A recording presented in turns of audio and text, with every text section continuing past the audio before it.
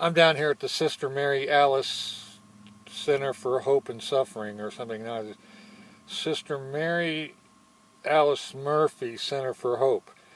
Hoping I can get a shower.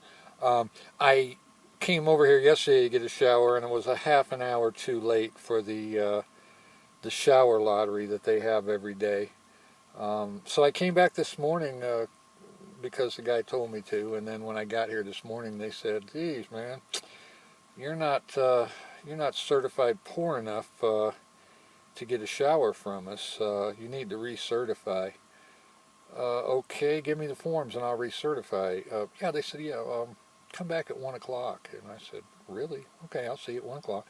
So I came back at 1 o'clock and I got the forms to recertify that I'm indigent enough to get a chance at a free shower, every third day or something. But Joy, my little guardian angel today up here, she processed me through. We had a nice little chat, and she penciled me in for a 4 o'clock shower today. So I'll spend the next couple hours hanging up here, doing what I do, and then I'll take my shower, and then probably head down to the laundromat in Loveland to do all my laundry. They're open until 11 o'clock. I was going to go, after I got down here at 1, but then, lucking out to get a shower. And since I got 2 days invested in getting a shower, I'd hate to just, pass that opportunity up. Now, truth be known, there are other options for me to get a shower besides Sister Mary Alice Hope, whatever. Not within the city or any other rescue place. I verified with Joy when I was doing the intake interview that this is it. In a town the size of Fort Collins, it makes hundreds and hundreds of $1,000s in taxes just on the marijuana sales alone.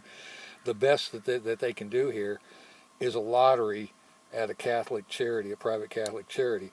Yeah, that's not. So I got done with refilling out my certification to be officially poor enough to get a chance at the shower lottery, and I was walking outside because I got a couple hours to kill before 4 o'clock. And there's a lot of the homeless people that kind of hang around down here, and there was a guy sitting outside on the bench, and I always take every opportunity I can to have interactions with these folks so that I can see what they're doing, how they're getting along, just basically just share stories. I'm fully aware that my situation is so much better than most of these people that it's just, I just feel like they need to have their stories told too, and you've seen that in some of my videos in the past where I've had interviews with some of the homeless, and I expect that that'll continue. I may up that content since I'm up here getting the showers all the time now, or I plan to. I'll see a lot more of them. Maybe I can get some of them to do some videos and share their stories. But I was just chatting up a fellow named Jerry, and I said, yeah, I got a couple hours to kill, Jerry, before I get this shower. And he sticks his hand out and drops this little bit of weed in my hand. I mean, you gotta love these people, man. It's a homeless guy giving me free weed. I said, hey, I've got some of this reclaimed concentrate that a friend of mine gave. If you want to, smoke on some of that. And he said, no, it was a little too strong for him. But it's amazing. I'll say this. There's an inverse relationship that I've noticed between the ability of someone to offer help and the actual help that they offer.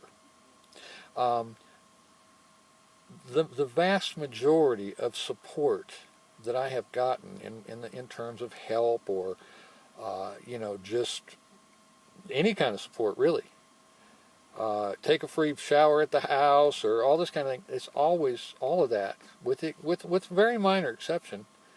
90% of the help and support that I get comes from the bottom 20% of the people that can least afford to help are the ones that help me the most. And because of that, I try and help them back as much as I can. But I just think it shouldn't go without passing to note that in all the time, everyone knew my situation when I was working up at 7-Eleven. I had lots of upper scale customers, and I never ask for anything that I don't need, and I've really haven't needed much, so I haven't asked for much. I tend to take care of myself, but it's still kind of obvious. I'm living in a van in the parking lot. I'm not that upscale. I'm upscale in terms of being, you know, the biggest fish in the smallest pond. If the pond is homeless people in Fort Collins, but I'm still in that pond, and it's kind of interesting to me. The offers of help that I have gotten, most of them I turn down. I mean, I'm not saying, it's not like I got my hand out. It's just that people who notice, people who would know that, hey, you might need this or might need that. They actually think I need more than I do. But the vast majority of people that offer help are those who are really least able to offer it. So I just had to mention that in passing. But in passing, before I crush up this little bud and toss it into a joint. I was sitting here just a minute ago looking out the front window. I noticed 3 cops walk by and head inside the center. So I don't know what's going on, but obviously they've got some kind of a situation in there that required 3 cops. Apparently the Fort Collins police needed 3 officers to arrest and handle this 60-year-old woman in a wheelchair. I don't know. I just I see things. Let's see if she can stand up. I want to say she had a dog with her. Let me go check and make sure the dog is okay. I'll be back in a minute. Well, I talked to the officers, and apparently this wasn't the lady that I had seen when I was sitting in the waiting room who had the dog. There was a lady that was sitting a couple seats down from me that had a nice big dog, and I thought maybe that she was the one, and they didn't want them dragging her off to jail or something, and the dog not being taken care of. You guys know how I am. So I went out there and I talked to the police, and they, were like, well, we're just taking her to the hospital. Okay. And then I'm sitting there watching them since then. I asked about the dog. They told me, no, she wasn't the one. But they can say what they want. But, I mean, when I see a 60-year-old woman get up from her wheelchair, put her hands on top of her head, and then the cops throw handcuffs on her, yeah, there's something more to it.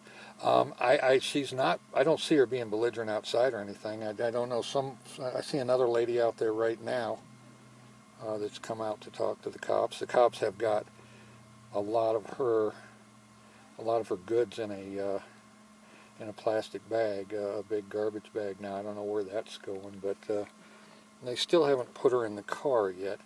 But anyway, yeah, this is what you deal with.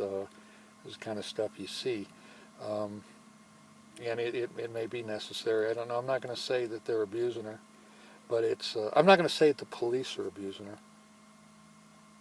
I am fairly certain that the system is abusing her, or she wouldn't be in the situation that she's in, having the cops take her to the hospital right now. But that's another deal. I keep an eye out. I am, in my official capacity as a canary in the coal mine of social media poverty. You can expect that I'll keep an eye on this stuff, and I'll report back to you as I see fit. Yeah, I went down and picked up my mail at the post office box the other day, and I got my notice for my car insurance renewal. I've been using Geico for the last 2 years. A coworker recommended a friend of his and that worked down at Geico, and I went down there and I got my my insurance. It was a much better deal than the other insurance agents were offering me at the time, because I'd been out of the country for 5 years. I just got my driver's license reinstated, and I hadn't had insurance in America. So, basically I'm coming in as a non-insured in the past. So they hit you kind of hard on that. There's a penalty that you have to pay. And I paid whatever those were and got everything going. And I haven't had a claim or an accident or a ticket or anything in the 2 years that I've been here. And yet every 6 months Geico has seen more than willing to jack my rate up to where I think I'm paying something like $150 more every 6 months now for basic coverage on my van than I did when I first got here. So that's got me a little bit perturbed. I'm checking into some other quotes, but it buggers common sense that my car insurance would be going up. For what reason I can't say, but I haven't checked with Geico. But I'm just they like I said, they just keep jacking it up every 6 months. I started out at like maybe $330 for 6 months. I'm up to like $480 now. Really? I pay it, you know, at one time. So because I can't, I don't want to pay the extra $5 or $8 that they charge you, you know, to stretch it out into 6 payments. But I mean, $450 is like most of my income for the month. So, you know, if that's what it takes, that's what it takes. You know, I'm gonna, you know, soldier on through it. But if I can get that back down to 3 something, it would sure be a lot more sensible to me. So that's something that I'm working on right now. I've got a guy supposed to be checking on that for me. I sent him the information to get me a quote, and I'll let you know how that goes.